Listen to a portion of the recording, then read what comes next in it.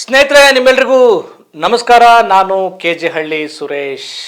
ನಟ ಚೇತನ್ ಅಹಿಂಸಾ ಅವರು ರಾಜ್ಕುಮಾರ್ ಅವರ ಸಮಾಧಿ ವಿಚಾರಕ್ಕೆ ಸಂಬಂಧಪಟ್ಟ ಹಾಗೆ ಒಂದು ಸ್ಟೇಟ್ಮೆಂಟ್ ಅನ್ನ, ಒಂದು ಟ್ವೀಟ್ ಅನ್ನ ಮಾಡಿದ್ದಾರೆ. ಇದೀಗ ಎಲ್ಲ ಕಡೆ ಬಹಳ ಚರ್ಚೆಗೆ ಗ್ರಾಸ ಆಗಿದೆ. ರಾಜ್ಕುಮಾರ್ ಅವರ ಅಭಿಮಾನಿಗಳು ಚೇತನ್ ಅವರ ವಿರುದ್ಧ ತಮ್ಮ ಅಸಮಾಧಾನವನ್ನ, ಆಕ್ರೋಶವನ್ನು ವ್ಯಕ್ತಪಡಿಸಿದ್ದಾರೆ. ಚೇತನ್ ಅವರು ಹೇಳಿರೋದೇನಂದ್ರೆ, ರಾಜ್ಕುಮಾರ್ ಅವರಿಗೆ ಅವರ ಸಮಾಧಿಗೆ ಒಂದು 2.5 ಎಕರೆ ಭೂಮಿಯನ್ನ ಕೊಡುವ ಅವಶ್ಯಕತೆ ಇತ್ತ ಅಂದಿನ ಸರ್ಕಾರ ಅಂತ ಹೇಳಿ ಪ್ರಶ್ನೆ ಮಾಡಿದ್ದಾರೆ. ಯಾಕೆ ಅಂದ್ರೆ 21ನೇ ಶತಮಾನದಲ್ಲಿ ನಡೀತಿರುವಂತಹ ಹೋರಾಟ ಅದು ಭೂಮಿಗಾಗಿಯೇ ದೊಡ್ಡ ಹೋರಾಟ ಆಗಿದೆ. ಇಂಥ ಸಂದರ್ಭದಲ್ಲಿ ಅಷ್ಟೊಂದು ಪ್ರಮಾಣದ ಜಾಗವನ್ನ ರಾಜ್ಕುಮಾರ್ ಅವರ ಸಮಾಧಿಗೆ ಕೊಡುವ ಅವಶ್ಯಕತೆ ಇತ್ತ ಅಂತ ಹೇಳಿದ್ದಾರೆ.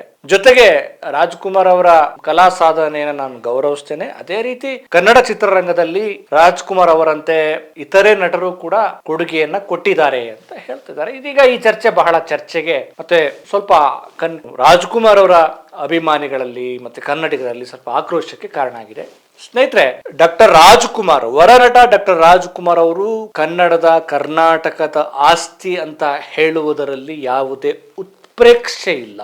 ಕನ್ನಡ ಭಾಷೆಗೆ ಒಂದು ಜಾಯಮಾನವನ್ನ, ಕನ್ನಡಕ್ಕೆ ತನ್ನದೇ ಆದ ಒಂದು ಲಯವನ್ನ, ತಮ್ಮ ಅಭಿನಯ ಕಲಾ ಸೇವೆಯ ಮೂಲಕ ಅಪಾರವಾದಂತ ಕೊಡುಗೆಯನ್ನ, ವಿವಿಧ ಪಾತ್ರಗಳ ಮೂಲಕ ಲೀಲಾಜಾಲವಾಗಿ ತನ್ಮಯರಾಗಿ ಅಭಿನಯಿಸಿ ಜನರ ಹೃದಯದಲ್ಲಿ ಸ್ಥಾನವನ್ನ ಪಡೆದಿರುವಂತಹ ವಿಚಾರವನ್ನ ನಾವ್ಯಾರು ಅಲ್ಗಳೆಯಕ್ಕೆ ಸಾಧ್ಯನೇ ಇಲ್ಲ. ಅಂದ್ರೆ ಕನ್ನಡಕ್ಕೆ ಒಂದು ಅಸ್ಮಿತೆಯನ್ನ, ಸಾಂಸ್ಕೃತಿಕ ರಾಯಭಾರಿಯಾಗಿ ತಂದುಕೊಟ್ಟಂತವ್ರು ಡಾಕ್ಟರ್ ರಾಜ್ಕುಮಾರ್. ಒಂದು ಸಾಮಾನ್ಯ ಒಂದು ತಳಮಟ್ಟದ ಸಮುದಾಯದಿಂದ ಬಂದಂತ ರಾಜ್ಕುಮಾರ್ ಅವರು ಕನ್ನಡ ಚಿತ್ರರಂಗದಲ್ಲಿ ಬೆಳೆದಂತ ಪರಿ ಇದೆಯಲ್ಲ, ಆಗಿನ ಕಾಲದಲ್ಲಿ ಇದ್ದಂತ ಚಿತ್ರರಂಗದಲ್ಲಿ ಇದ್ದಂತ ಜಾತೀಯತೆಯ ವ್ಯವಸ್ಥೆಯ ಒಳಗಡೆ ಒಬ್ಬ ಸಾಮಾನ್ಯ ಒಂದು ಕುಟುಂಬದ, ಅಂದ್ರೆ ಒಂದು ಏನು ಹಿಂದುಳಿದ ವರ್ಗದ ಸಮುದಾಯದ ಹಿನ್ನೆಲೆಯಿಂದ ಬಂದು ಇದ್ದಂತ ಎಲ್ಲ ಎಡರು ತೊಡರುಗಳನ್ನ, ಅವಮಾನಗಳನ್ನ, ಮತ್ತೆ ಇದ್ದಂತ ಏನು ಅಡ್ಡಿ ಆತಂಕಗಳ ನಡುವೆ ಅವರು ಒಂದು ದೊಡ್ಡ ಅದ್ವಿತೀಯ ನಟನಾಗಿ ಬೆಳೆದಂತ ಪರಿ ಇದೆಯಲ್ಲ,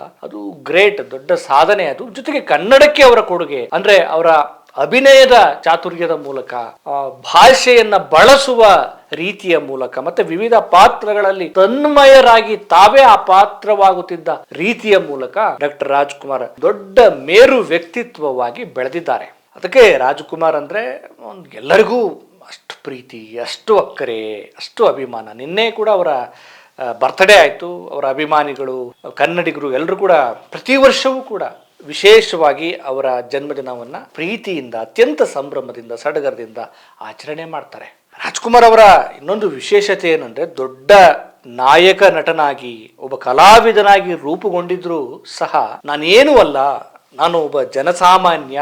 ಅವರಿಗೆ ಡಾಕ್ಟರೇಟ್ ಪದವಿ ಕೊಟ್ಟಾಗ ಯಾವ ಕಾರಣಕ್ಕೋಸ್ಕರ ನನಗೆ ಡಾಕ್ಟರೇಟ್ ಪದವಿ ಕೊಟ್ಟರು, ನಾನು ವಿಶ್ವವಿದ್ಯಾಲಯಗಳಲ್ಲಿ ಓದಿದವನಲ್ಲ, 3ನೇ ಕ್ಲಾಸ್ ಓದಿದವನು, ನನಗೆ ಡಾಕ್ಟರೇಟ್ ಪದವಿ ಕೊಟ್ರಲ್ಲ ಅಂತ ಹೇಳಿ ಅದನ್ನ ಒಂದ್ ರೀತಿ ನಾನು ಇದಕ್ಕೆ ಅರ್ಹನೇ, ಅಂದ್ರೆ ಅರ್ಹರಾಗಿದ್ರು ಕೂಡ ನಾನೇನು ಅಲ್ಲ ಅನ್ನುವಂಥ ಒಂದು ದೊಡ್ಡಸ್ತಿಕೆ ಇದೆಯಲ್ಲ, ಆ ವಿಧೇಯತೆ ಇದೆಯಲ್ಲ, ಆಮೇಲೆ ಸರಳತೆ ಇದೆಯಲ್ಲ, ಅದು ರಾಜ್ಕುಮಾರ್ ಅವ್ರನ್ನ ದೊಡ್ಡ ಮಟ್ಟಕ್ಕೆ ಕೊಂಡೊಯ್ತು. ಅಂದ್ರೆ ಅಷ್ಟು ದೊಡ್ಡ ನಟ ಆಗಿದ್ರು ಕೂಡ ತುಂಬಾ ಸಿಂಪ್ಲಿಸಿಟಿಯಾಗಿ ರಾಜ್ಕುಮಾರ್ ಅವರು ಬದುಕ್ತಾ ಇದ್ರು. ಅವರ ಅಭಿನಯ ಅಷ್ಟೇ ಅಲ್ಲ, ಅವರ ಗಾನ, ಅವರ ಹಾಡು, ಕನ್ನಡದಲ್ಲಿ ಏನು ಸಾಂಸ್ಕೃತಿಕ ದೈವಗಳ ಬಗ್ಗೆ, ಮಲೆ ಮಹದೇಶ್ವರನ ಬಗ್ಗೆ, ಮತ್ತೆ ಎಲ್ಲಾ ದೇವರುಗಳ ಬಗ್ಗೆ ಅವರು ಆ ಒಂದು ಗಾಯನ, ಭಕ್ತಿಗೆ ಕಂಠವನ್ನ ಕೊಟ್ಟಿದಾರಲ್ಲ, ಇವತ್ತಿಗೂ ರಾಜ್ಕುಮಾರ್ ಅವರು ಎಲ್ಲರ ಮನೆಗಳಲ್ಲಿ ಆವರಿಸಿಕೊಂಡಿದ್ದಾರೆ. ಬಂಗಾರಪ್ಪ ಅವರ ಸಂದರ್ಭದಲ್ಲಿ ಕರ್ನಾಟಕ ರತ್ನ ಪ್ರಶಸ್ತಿಯನ್ನ ಡಾಕ್ಟರ್ ರಾಜ್ಕುಮಾರ್ ಅವರಿಗೆ ಕೊಡಬೇಕು ಅಂತ ಹೇಳಿ ನಿರ್ಧಾರ ಮಾಡಿದ ಸಂದರ್ಭದಲ್ಲಿ, ನನಗೆ ನೀವು ಕೊಡೋದಾದ್ರೆ ಮೊದಲು ಕುವೆಂಪು ಅವರಿಗೆ ಕೊಡಿ,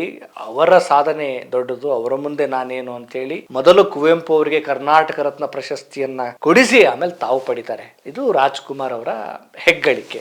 ಈಗ ಅವರ ಒಂದು ಏನು ಸಮಾಧಿ ವಿಚಾರಕ್ಕೆ ಸಂಬಂಧಪಟ್ಟಂಗೆ ಚೇತನ ಮಾತಾಡಿದ್ದಾರೆ. ಒಬ್ಬ ದೊಡ್ಡ ನಟನಾಗಿ ಎಲ್ಲಾ, ಅಂದ್ರೆ ಕನ್ನಡದ ಭಾಷೆ, ಸಂಸ್ಕೃತಿ, ತಮ್ಮ ಗಾಯನ, ಹೀಗೆ ಮನೋಜ್ಞವಾದಂತ ಅಭಿನಯ, ಎಲ್ಲಾ ಇಡೀ ಕನ್ನಡಿಗರನ್ನ ಆವರಿಸಿಕೊಂಡಿರುವಂತ ಒಬ್ಬ ಕಲಾವಿದನಿಗೆ ಒಂದು ಜಾಗ ಕೊಟ್ಟು, ಸ್ವಲ್ಪ ಹೆಚ್ಚಿನ ಜಾಗ ಕೊಟ್ಟು, ಬೇರೆ ಜನರಿಗೆ ಅದನ್ನ ನೋಡೋದಿಕ್ಕೆ, ಪ್ರೇರಣೆ ಹೊಂದೋದಿಕ್ಕೆ, ಅವ್ರನ್ನ ಸ್ಮರಿಸೋದಿಕ್ಕೆ, ಮತ್ತೆ ಅವರ ಪ್ರೀತಿಯನ್ನ, ಅಭಿಮಾನವನ್ನು ಹಂಚಿಕೊಳ್ಳೋದಿಕ್ಕೆ ಅವಕಾಶ ಮಾಡಿಕೊಟ್ಟಿದ್ದು ಅಂತ ದೊಡ್ಡ ತಪ್ಪ ಅಥವಾ ಕೊಡ್ಲೇಬಾರ್ದಾಗಿತ್ತ? ಖಂಡಿತ ಬೇಕಿತ್ತು. ಯಾಕಂದ್ರೆ ಕನ್ನಡಿಗರ ಮನಸ್ಸನ್ನ ಆ ಮಟ್ಟಕ್ಕೆ ಡಾಕ್ಟರ್ ರಾಜ್ಕುಮಾರ್ ಆವರಿಸ್ಕೊಂಡಿದ್ದಾರೆ. ಅದರಲ್ಲಿ ಎರಡು ಮಾತಿಲ್ಲ. ಚೇತನ್ ಅವರ ಪ್ರಶ್ನೆ ಏನು ಅಂದ್ರೆ, ಹೀಗೆ ನಾವು ಕೊಡ್ತಾ ಹೋದ್ರೆ ಎಷ್ಟು ಜನಕ್ಕೆ ಅಂತ ಕೊಡ್ಬೇಕಾಗತ್ತೆ ಅಂತ ಹೇಳಿದ್ದಾರೆ. ಅದೇ ಚೇತನ್ ಅವರು ಕೂಡ ರಾಜ್ಕುಮಾರ್ ಅವರ ಸಾಧನೆಯನ್ನ, ಅವರ ಬದುಕನ್ನ, ಅವರ ಕಲಾ ಸೇವೆಯನ್ನ, ಅವರ ಸಾಂಸ್ಕೃತಿಕ ಹಿನ್ನೆಲೆಯನ್ನ, ಆಮೇಲೆ ರಂಗಭೂಮಿ ಹಿನ್ನೆಲೆಯನ್ನ ಎಲ್ಲವನ್ನೂ ಕೂಡ ಸ್ಟಡಿ ಮಾಡಿ ಅರ್ಥ ಮಾಡಿಕೊಂಡು ಸ್ಟೇಟ್ಮೆಂಟ್ ಕೊಡುವ ಅವಶ್ಯಕತೆ ಇತ್ತು. ಆದ್ರೆ ಅವ್ರ ಕಾಂಟೆಕ್ಸ್ಟ್ ಏನಾಗಿತ್ತು ಅಂದ್ರೆ, ಕೆಲವೊಂದ್ಸಲಿ ಚೇತನ್ ಅವರ ಸ್ಟೇಟ್ಮೆಂಟ್ಗಳು ಸ್ವಲ್ಪ ಈ ರೀತಿ ಅವರು ಮಾತಾಡಬಾರ್ದಾಗಿತ್ತೇನೋ, ಈ ರೀತಿ ಬರಿಬಾರ್ದಾಗಿತ್ತೇನೋ ಅಂತ ಅನ್ಸುತ್ತೆ.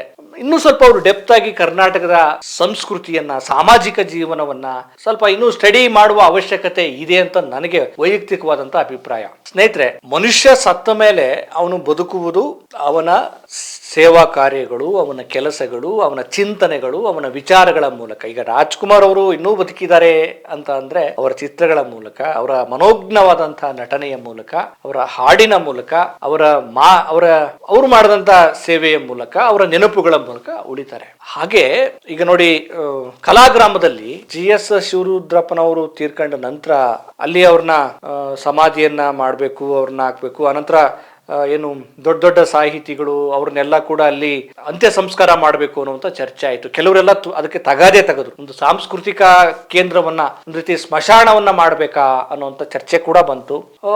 ಇದನ್ನ ಸ್ವಲ್ಪ ನಾವು ತುಂಬಾ ಸ್ವಲ್ಪ ವಿಶಾಲ ಅರ್ಥದಲ್ಲಿ ಯೋಚನೆ ಮಾಡುವ ಅವಶ್ಯಕತೆ ಇದೆ ಅಂತ ಅನ್ಸುತ್ತೆ. ಈಗ ಕೊಟ್ಟಾಗಿದೆ, ಇನ್ನೂ ಬೇರೆ ಬೇರೆ ದೊಡ್ಡ ಕಲಾವಿದರು ಸತ್ ನಂತರ ಅವ್ರಿಗೂ ಜಾಗ ಕೊಡಿ ಅಂತ ಬರಬಹುದು. ಚೇತನ್ ಅವರು ಕೇಳ್ತಿರೋದೇನು ಅಂದ್ರೆ, ಬಡವರಿಗೆ ಭೂಮಿ ಇಲ್ಲ, ಅವರಿಗೆ ಭೂಮಿ ಬೇಕಾಗಿದೆ. ನಿಜವಾಗಿಯೂ ಅಂತವ್ರಿಗೆ ಕೊಟ್ರೆ ರಾಜ್ಕುಮಾರೇ ವೈಯಕ್ತಿಕವಾಗಿ ಇದನ್ನ ನಿರೀಕ್ಷೆ ಮಾಡ್ತಿದ್ರೆ ಏನೋ ಗೊತ್ತಿಲ್ಲ ಅಂತ ಹೇಳಿದ್ದಾರೆ. ಹೌದು, ದೊಡ್ಡ ದೊಡ್ಡ ರಾಜಕಾರಣಿಗಳು ಲೂಟಿ ಮಾಡಿದ್ದಾರೆ, ಸಾವಿರಾರು ಎಕರೆ ದುಡ್ಡು ನೋಡ್ತಿದ್ದಾರೆ, ಭೂಮಿಯನ್ನ ತೆಗೆದುಕೊಂಡಿದ್ದಾರೆ, ಕೋಟ್ಯಾಂತರ ರೂಪಾಯಿ ಲೂಟಿ ಮಾಡಿರ್ತಾರೆ.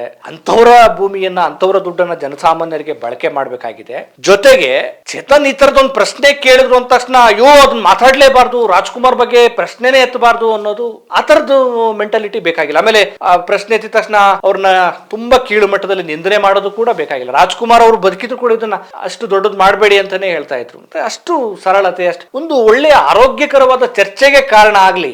ಆದ್ರೆ ಪ್ರಶ್ನೆ ಮಾಡಬಾರ್ದು, ಪ್ರಶ್ನಾತೀತರವರು, ಅದು ಅವ್ರ ಬಗ್ಗೆ ಈ ತರದೊಂದು ಪ್ರಶ್ನೆನೇ ಕೇಳಬಾರ್ದು ಅನ್ನೋ ತರದ ಮನಸ್ಥಿತಿ ಒಳ್ಳೇದಲ್ಲ. ಯಾಕಂದ್ರೆ ನಮ್ಮ ಸಂವಿಧಾನದಲ್ಲಿ ಆರೋಗ್ಯಕರವಾದಂತ ಒಂದು ಒಳ್ಳೆಯ ಚರ್ಚೆಗಳಿಗೆ ಅವಕಾಶ ಇದ್ದೇ ಇದೆ. ಈಗ ಒಬ್ಬ ಯಾರೋ ಚಿಂತಕ ಹೇಳ್ತಾರೆ, ನಾವು ಮರಣದ ನಂತರ ನಮ್ಮನ್ನ ಗೋರಿಗಳಲ್ಲಿ ನೋಡಬಾರದು, ಸಹಮಾನವರ ಎದೆಯಲ್ಲಿ ನೋಡುವಂತಾಗಬೇಕು ಅಂತ. ಅದು ನಿಜನೇ. ಮನುಷ್ಯ ಸತ್ತ ಮೇಲೆ ಅವರ ಸ್ಮಾರಕಗಳನ್ನ, ಸಮಾಧಿಗಳನ್ನ ನಾವು ಮಾಡ್ತೇವೆ ನಿಜ. ಆದ್ರೆ ನಿಜವಾಗಿಯೂ ನಾವು ಗೌರವ ಕೊಡ್ಬೇಕಾಗಿರೋದು ಅಥವಾ ನಿಜವಾಗಿಯೂ ಅನುಸರಿಸಬೇಕಾಗಿರೋದು ಅವರು ಮಾಡಿದ ಒಳ್ಳೆ ಸಾಧನೆಗಳನ್ನ, ಒಳ್ಳೆ ಕೆಲಸಗಳನ್ನ, ಒಳ್ಳೆ ಚಿಂತನೆಗಳನ್ನ ನಾವು ತೆಗೆದುಕೊಳ್ಬೇಕಾಗಿದೆ. ಸತ್ತ ಮೇಲೆ ಮನುಷ್ಯ ಮುಗಿಯಿತು, ಅದೊಂದು ನೆನಪಾಗಿ ಉಳಿಯುತ್ತೆ. ಅದೇ ಜಾಗ ಇನ್ನೊಂದಷ್ಟು ಜನಕ್ಕೆ ಬಡವರಿಗೆ ಸಿಕ್ಕಿದ್ರೆ ಒಳ್ಳೇದಾಗ್ತಿರ್ಲಿಲ್ವಾ ಅನ್ನೋದು ಅವರ ಒಂದು ಒಳಗಿನ ಆಂತರ್ಯ. ಅವಾಗ ರಾಜ್ಕುಮಾರ್ ಕೂಡ ಖುಷಿ ಪಡ್ತಾ ಇದ್ರವಲ್ಲ ಅನ್ನೋದು ನಿಜ.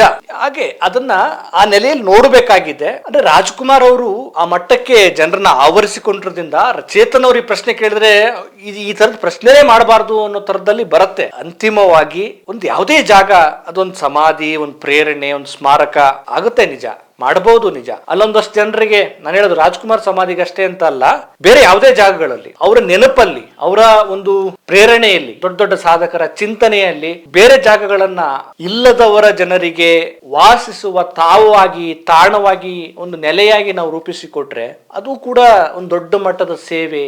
ಅಗಲಿದ ಚೇತನೆಗಳಿಗೂ ಕೂಡ ನಾವು ಒಂದಷ್ಟು ಖುಷಿ ಕೊಡಿಸುವ ವಿಚಾರ ಆಗತ್ತೆ. ಒಳ್ಳೆ ಚರ್ಚೆ.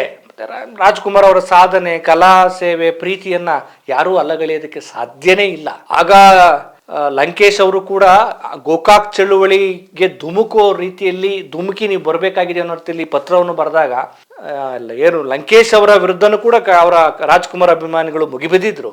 ಆಮೇಲೆ ರಾಜ್ಕುಮಾರ್ ಅವರೇ ಹೇಳ್ತಾರೆ ಅಲ್ಲ, ಅದನ್ನ ಹಿಂಗೆ ದೊಡ್ಡದಾಗಿ ತೆಗೆದುಕೊಂಡು ಹೋಗೋ ಅವಶ್ಯಕತೆ ಇಲ್ಲ, ಮಾಡಬಾರ್ದು ಅಂತ. ಯಾರೋ ಒಂದು ಚರ್ಚೆ ಅವಕಾಶ ಕೊಟ್ಟಾಗ ಅಥವಾ ಚರ್ಚೆನೆ ಈ ತರದೊಂದು ವಿಚಾರ ಎತ್ತಿದಾಗ ಏನೋ ಆಯ್ತು ಅಂತೇಳಿ ಎಲ್ಲರೂ ಆಕ್ರೋಶ ಭರಿತರಾಗಿ ಕೂಗಾಡುವ ಅವಶ್ಯಕತೆ ಇಲ್ಲ. ರಾಜ್ಕುಮಾರ್ ಅವರ ಕಲಾ ಸೇವೆಗೆ ಯಾರು ಸರಿಸಾಟಿ ಇಲ್ಲ, ಅದು ಅವ್ರು ದೊಡ್ಡ ಮೇರು ಪರ್ವತ. ಆ ತರದೊಂದು ಪ್ರಶ್ನೆ ಎತ್ತಿದಾಗ ಅದನ್ನ ಎತ್ತಲೇಬಾರ್ದು ಅನ್ನೋ ತರದ್ದು, ಅದನ್ನ ಅಡಗಿಸ್ಬೇಕು, ಮಾತಾಡ್ಲೇಬಾರದು ಅನ್ನೋದು ಮನಸ್ಥಿತಿ ಇದೆಯಲ್ಲ, ಅದು ಕೂಡ ಒಳ್ಳೆಯದಲ್ಲ. ಒಳ್ಳೆ ಆರೋಗ್ಯಕರವಾದ ಚರ್ಚೆ ನಡೀಲಿ, ತಪ್ಪೇನು? ಚರ್ಚೆಗಳು ನಡೀಲಿ, ತಪ್ಪೇನು ಆಗ್ಲಿ. ಅಂತಿಮವಾಗಿ ಯಾವುದೇ ಜಾಗ ಆಗ್ಲಿ, ಯಾವುದೇ ಚಿಂತನೆ ಆಗ್ಲಿ, ಯಾರ ಬದುಕೇ ಆಗ್ಲಿ, ಇನ್ನೊಬ್ಬರಿಗೆ ಅದು ಸಹಾಯ ಆಗ್ಬೇಕು, ಇನ್ನೊಬ್ಬರಿಗೆ ಅದು ಪ್ರೇರಣೆ ಆಗ್ಬೇಕು. ಆ ನೆಲೆಯಲ್ಲಿ ನಾವೆಲ್ಲ ಯೋಚಿಸೋಣ. ಮತ್ತೊಂದು ವಿಚಾರದೊಂದಿಗೆ ನಿಮ್ಮನ್ನು ಭೇಟಿ ಮಾಡ್ತೇನೆ. ನಮಸ್ಕಾರ.